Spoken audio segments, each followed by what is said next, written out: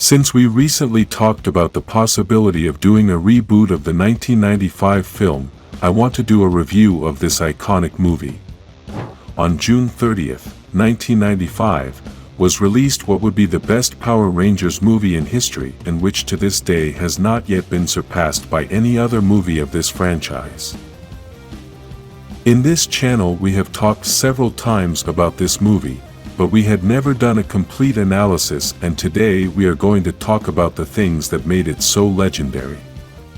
When this movie was released, the Power Rangers was at its best moment and the Mighty Morphin series was loved by all the fans.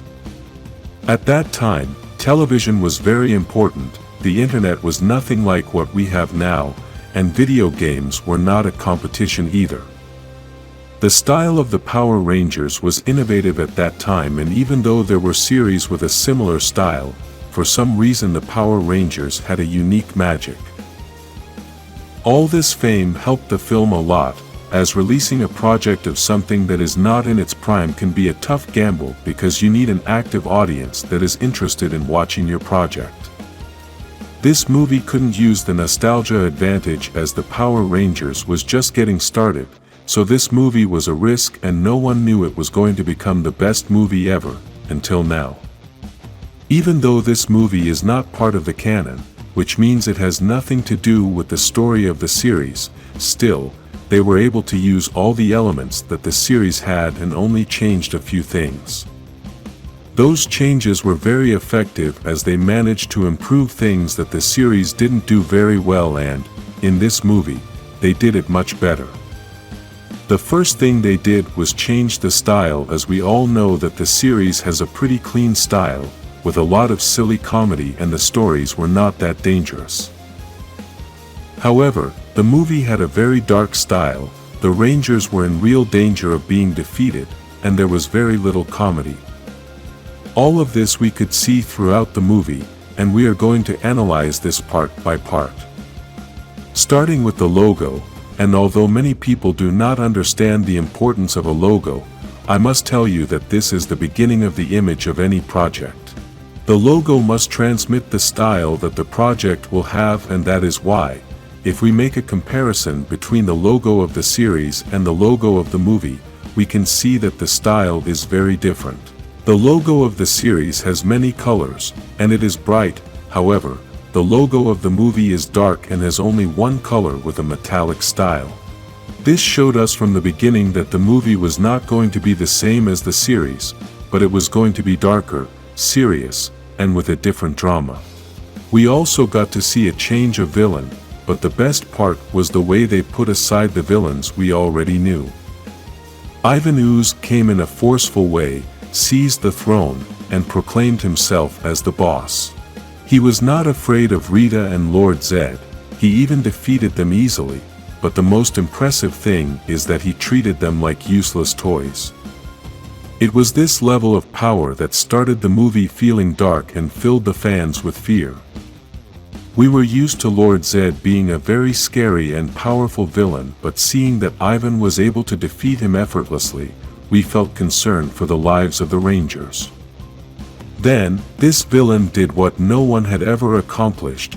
He distracted the Rangers with some warriors and infiltrated the command center. There, he destroyed everything, including Alpha 5, and almost took Zordon's life.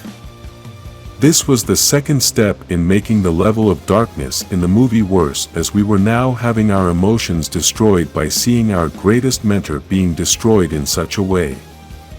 Seeing all of this was very impressive, as it had never been seen in the series, and because of this we thought it was impossible that something like this would ever happen.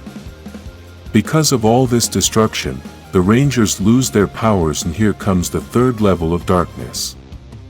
Now, we have a new villain more powerful than any other monster, a destroyed command center. Our mentor is dying and the only ones who can save him have no powers.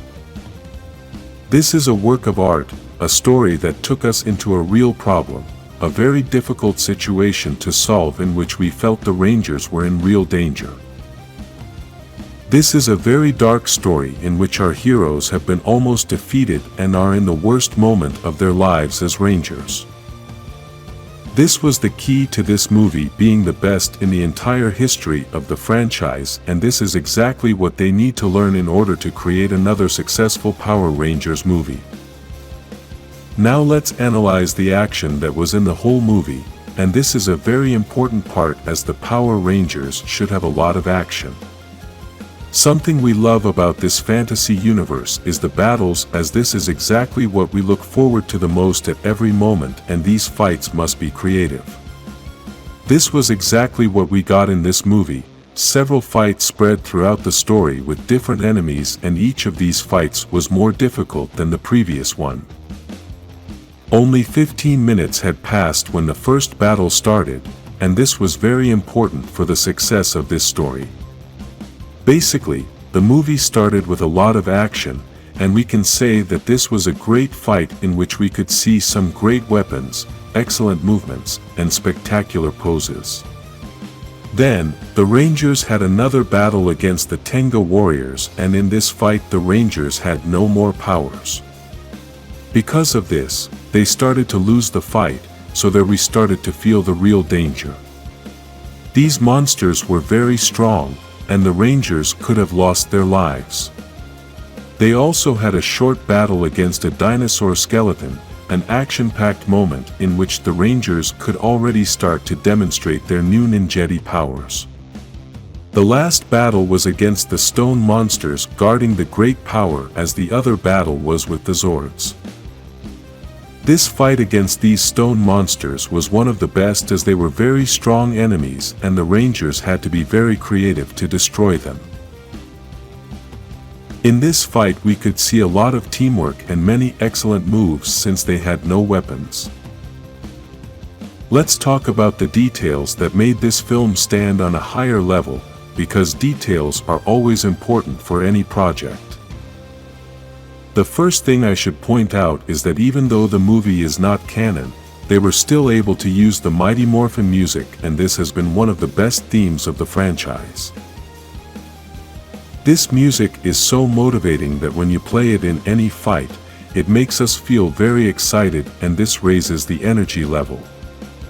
Another important detail was the costumes, and I mean both styles, the original costumes and the ninjetti power costumes. The original costumes are not the same as the series costumes. These movie costumes were made of a different material, and this made them look very resistant. The detail of the power coin embedded in the chest of each ranger was one of the best things, plus the helmets also had some differences. The ninjetti power suit is also one of the most spectacular in the whole story. They are actually my favorite suits.